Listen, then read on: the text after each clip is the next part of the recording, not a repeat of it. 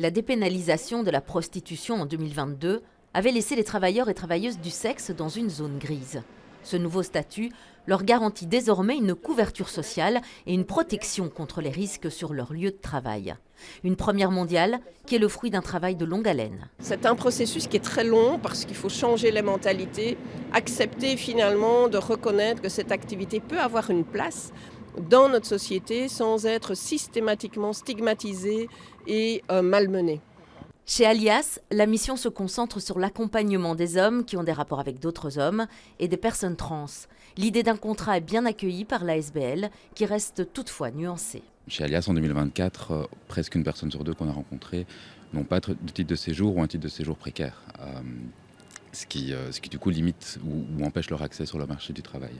Une des craintes, c'est que ce soit un prétexte pour augmenter évidemment les contrôles envers les personnes qui ne veulent pas ou ne peuvent pas avoir accès à un contrat de travail.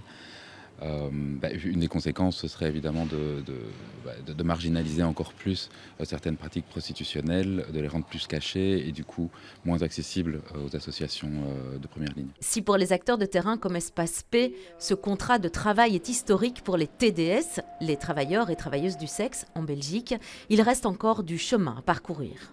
C'est vrai qu'il faut encore travailler là-dessus, sensibiliser aussi bien les TDS elles-mêmes, même si une partie sont déjà informées de la législation, également aussi les futurs employeurs, mais aussi les magistrats, les parquets, parce qu'il y a un pan du public qui exerce le travail du sexe qui ne rentreront pas dans le système.